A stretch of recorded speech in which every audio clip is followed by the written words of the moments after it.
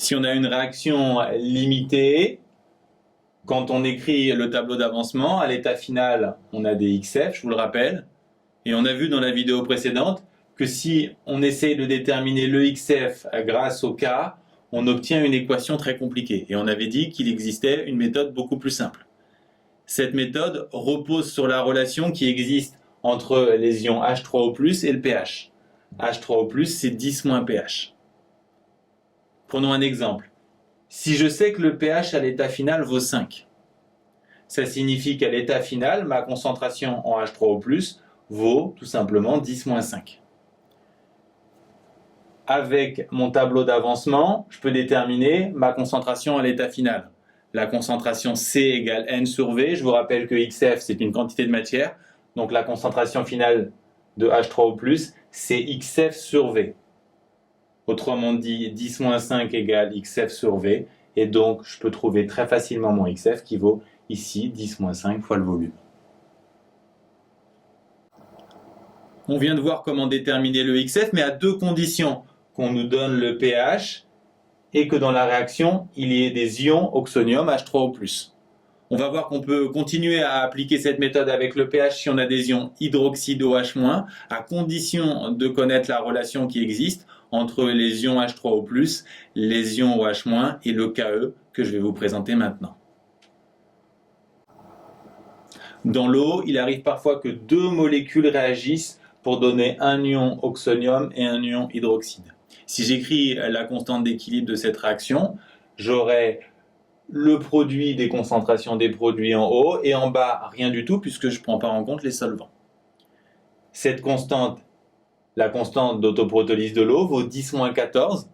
Elle est très petite, ce qui signifie que la réaction se passe plus naturellement vers la gauche.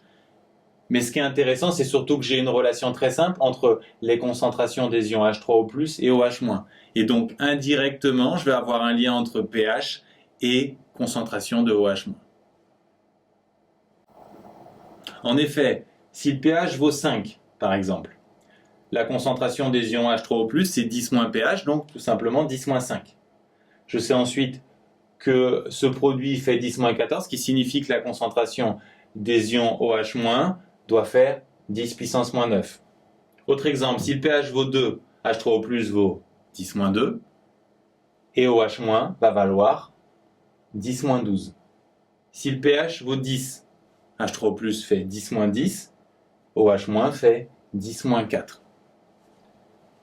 Si j'ai un nombre à virgule, ça continue à marcher. La seule différence, c'est que pour avoir un résultat propre, je vais le passer en écriture scientifique et c'est intéressant de savoir que dans ce cas-là, je garde deux chiffres significatifs. Conséquence, grâce au Ke, on va pouvoir déterminer le XF dans des réactions où sont présents les ions hydroxydes. Ici, je vous passe les détails de la construction du tableau d'avancement. On suppose qu'on connaît le pH à l'état final, 6,2. La concentration des ions H3O+, ça sera 10 puissance moins 6,2.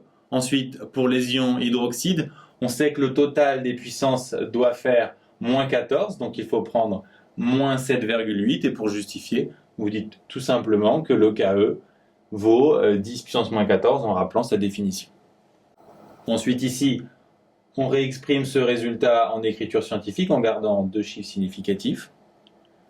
On peut également exprimer la concentration des ions hydroxydes à l'état final en appliquant la formule comme d'habitude C égale N sur V. On l'applique à cette expression associée à l'état final des ions hydroxydes. On va avoir NB moins XF sur V, ce qui nous permet d'établir une équation. On multiplie par V des deux côtés. Ensuite, on rajoute XF des deux côtés et on enlève cette expression pour isoler XF. Et on a donc déterminé XF à partir du pH en passant par le Ke. On a vu une relation entre H3O+ et pH. Si on se souvient aussi du fonctionnement du logarithme décimal, par exemple log de 10,3 c'est 3 et ainsi de suite, on va pouvoir construire une autre relation entre pH et H3O+. On va appliquer le logarithme ici à notre concentration d'H3O+. Ça fait logarithme de 10 moins pH. Puisque le logarithme extrait les puissances de 10, on a tout simplement moins pH. Ici, on change le signe. On aura pH égale moins log de H3O+. Ces deux formules doivent énormément vous rappeler les formules qui relient K et pK. Elles suivent les mêmes principes. En utilisant cette formule, on peut aussi placer des concentrations sur une échelle de pH. Pour un pH égal à 10, la concentration vaut 10-10, elle est donc très faible, alors que pour un pH égal à 2, on a 10-2 qui est pour une concentration plutôt grand. Pour un pH égal à 7, on a la concentration en ion H3O+, qui vaut 10-7. Et si on se souvient que le Ke vaut 10-14, on aura aussi la concentration des ions OH- qui vaut 10-7. Enfin, puisque le Ke vaut 10-14, ici, pour les pH grands, on aura des concentrations en ions OH- qui seront grands. Donc ici, ça serait par exemple 10-4. Pour conclure, vous devez connaître les relations entre H3O+ et pH. Vous pouvez les apprendre en parallèle avec celles entre K et pK. Vous devez savoir passer du pH au XF dans des équations où interviennent des ions H3O+. Vous devez connaître la constante d'autoprotolyse de l'eau, sa définition et sa valeur. Elle vous servira dans des exercices où il y a des ions hydroxydes. Vous devez alors savoir passer du pH au XF. Vous allez passer par H3O+, puis OH-, et enfin vous allez déterminer XF. Notez bien que ces expressions ne sont que des exemples.